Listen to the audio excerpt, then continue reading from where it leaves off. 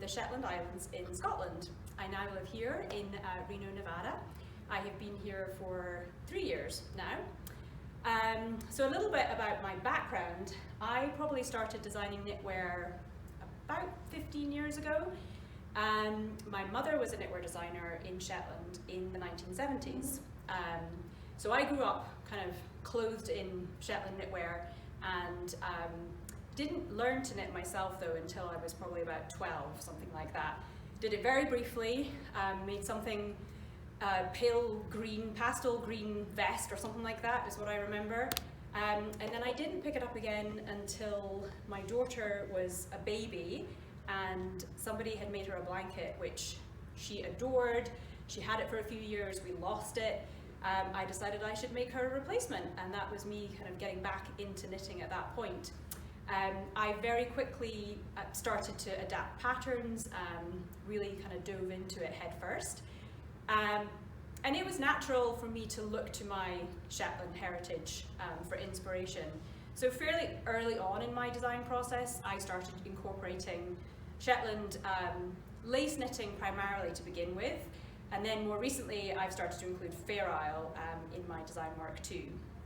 That's not to say that that's what I do exclusively, but that definitely has a big influence on my work.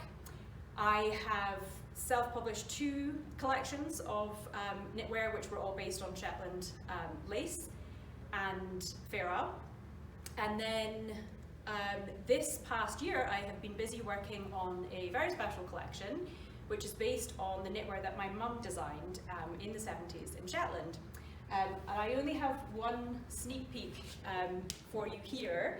This is pretty much a replica of the original sweater that my mum designed in the 70s. You can see very 70s style with the balloon sleeves, technically I think they're called. And this really unique combination of Fair Isle and lace together. So these are traditional Shetland lace and Fair Isle patterns, and a nice turtleneck here too. So I basically recreated some of her designs and then added in some modifications to this collection. Unfortunately, it was supposed to be out this year, but due to the situation, currently it's going to be postponed by a year, so we have to wait a bit longer for that. But I have some other things to share with you in the meantime. All right. Okay, so I am going to start off by sharing some of my more popular patterns. Some of them are have been out for a while, but they're all available individually on Ravelry. So the first one I'm going to show you is actually a very traditional Shetland shawl. So in Shetland, these are called haps. The word hap basically means shawl in Shetland. I wrote up a pattern for a full-sized hap, which I had called hansel, which again is a word in Shetland that means a gift. So this is a full-sized hap. It's knit in 2-ply jumper weight yarn, which is a sort of Shetland-specific weight, but it's the equivalent of fingering weight in the US. So this is the full-size version.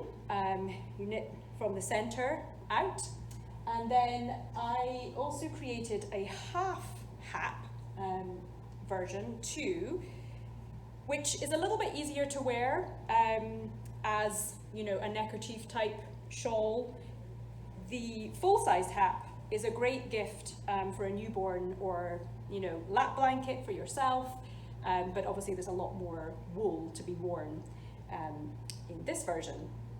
I do have a third version of this, which is a half hap, but basically without the edging on it. So you work the lace part and then you bind off and you still have a little bit of a wavy edging because of the lace pattern here. So that's Hansel. And then another very popular pattern of mine, which has been out for a number of years now, maybe 12 or so. This is also based on a Shetland hap construction. So you have this similar garter stitch triangle here, and then it has a sort of mesh type lace in the border instead of the old shell lace, which is the one in the traditional hap, and then you finish with an edging. This pattern is called Ace Light, and it is available in 2 sizes. Which one is that? This is the larger size. Okay. Yeah, I believe. I might be wrong about that. There's not a huge difference in the sizes. Cool. And what do I want to show you next? Okay, so I brought a few hat examples with me, 2 samples here. I'll start off with this one. If you're new to colourwork, this is a really great project because you only have 1 main colour and then 2 contrast colours. And so you don't have to think too much about getting those, picking those colours and getting them exactly right. You can't really go too wrong with this one. It's also a very simple pattern repeat, so it's only 4 stitches, I believe, across. So it's an easy one to memorise too. This is called the Boosta Beanie. Boosta is basically a word for farm in Shetland, and where my dad currently lives is a house called Muckleboosta, and a house that I grew up in is called Little Boosta, which is across the bay from Muckleboosta. A few years ago, I think 2017, I was the patron of the Shetland Wool Week, which happens usually at the end of September in Shetland. And part of my job as patron was to design a hat. So this hat is what I came up with. It was a free pattern for the first year. Now it's a paid-for pattern, so this is available also on Ravelry. I recently made it into a beret version. So if berets are more your style than beanies, then you can also get this too. It's all part of the same pattern. I love that. And then another very popular hat pattern of mine is Fidra. This is knit in Brooklyn Tweed's Quarry yarn, and it just uses 1 skein. So it's a chunky yarn. It's a charted lace pattern, knits up very quickly. This one has been worn a lot, so it's not the best looking sample, but you know, it's good, shows that it's wearable and that I've loved it. So that's Fidra. And then, as a nod to where I now live, I designed this hat and called it Peavine, which is the name of one of the mountains here in Reno. Again, it's a colourwork hat with short motifs, so not too bad for a beginner to try. What is that one knit in? This one is in the tuku wool fingering. Cool. So would it work with like Brooklyn Tweed Loft or? Brooklyn Tweed Loft, yeah. Cool. Anything fingering. Trying to think what else. Elemental affects. They do a sort of a fingering weight with lots of different colours too. Obviously the Shetland yarn would be perfect for this cool. too. Yeah. Okay. So now I'm going to share a few things that I designed when I was on the design team for Brooklyn Tweed, which I was for 3 or 4 years. Got to work with them, which was great, got to work with all their different yarns. So I have a few samples here of some of the garments I designed. This is a more recent one. This is called Domini, I think. Lots of names to remember. This is knit in Brooklyn Tweed's Peary yarn. So it's a fingering weight, but it's got a very smooth, you know, crisp stitch definition. So this is a very deep sort of modified raglan type of yoke. So it almost wears a little bit more like a poncho with sleeves or something like that, I would say. Boxy. Yeah, exactly. Yeah. A bit oversized. That's really cool. And this one is called Vo. It is a colourwork yoke. It's actually worked from the bottom up, so you're decreasing in the yoke in this case. Again, you know, only a couple of different colours in the contrast colours for the yoke, so pretty easy to pick colours for that. And this one is knit in Brooklyn Tweed's Loft yarn. And then another sweater, also in Loft, is Colburn. And this one was a little bit of an unusual construction for me, because I hadn't done a dolman style or side to side before. So yes, this one is knit in this direction with fairly simple, you know, just a mixture of garter and stockinette textures in this one. It's beautiful. What I love about all of those too is they're in a fingering weight, which is really great in our climate because even though winters get cool, they don't get so cold that you need those like thick, heavy wool sweaters. Yes. So. And I have to say that is one thing that I'm really grateful for, that Reno does have those seasons.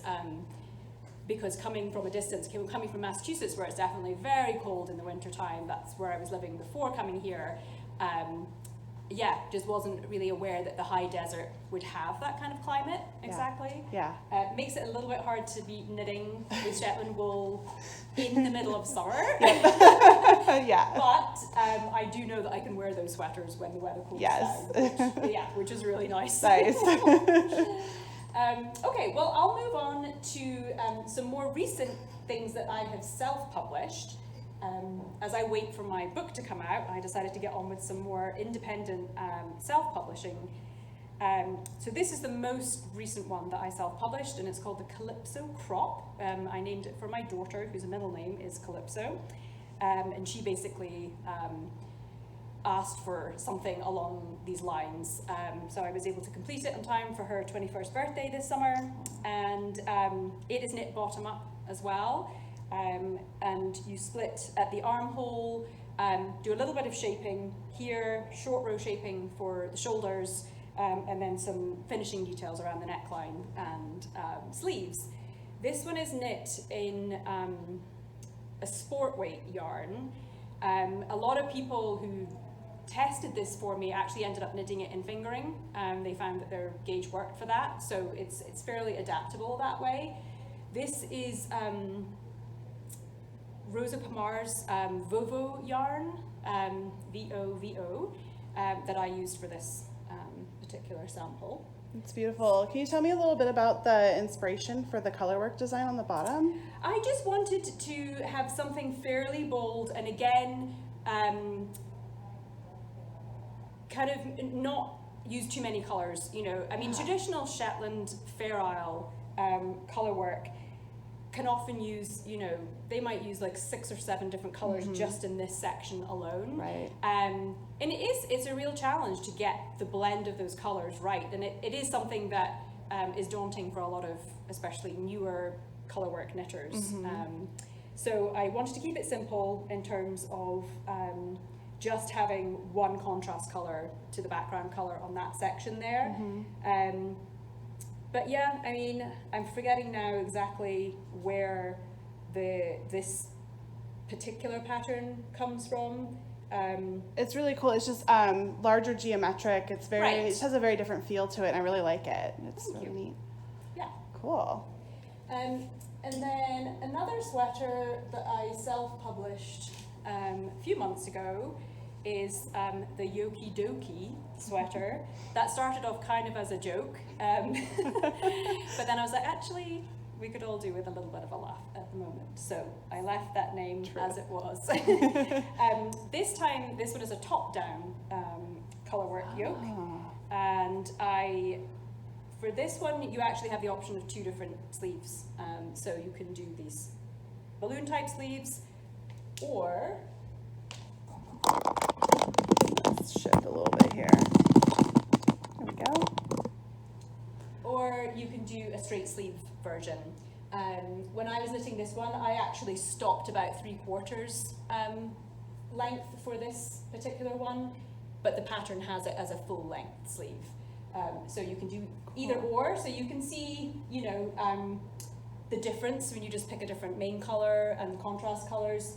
Again, I think this one isn't too daunting in terms of picking colors.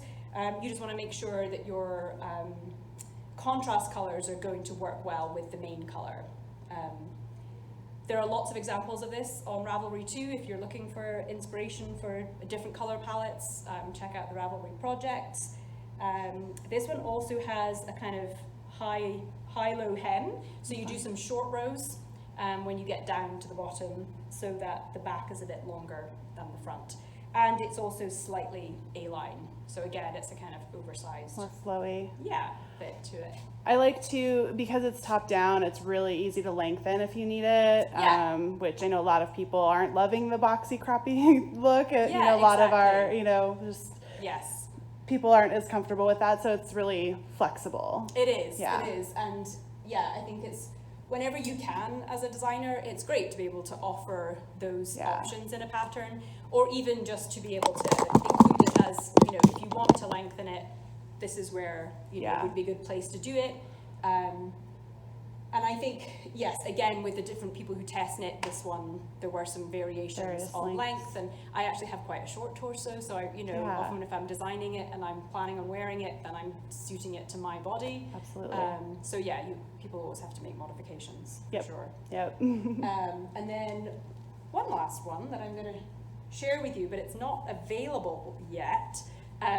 It's currently being tested and will be available as an individual pattern in early October. I am calling this the Porti Pullover, and this is also a top-down colourwork yoke. This did have quite a specific kind of inspiration. I inherited this, basically a camel bag. It's this really beautiful woven camel bag from a friend of my parents who passed away a few years ago.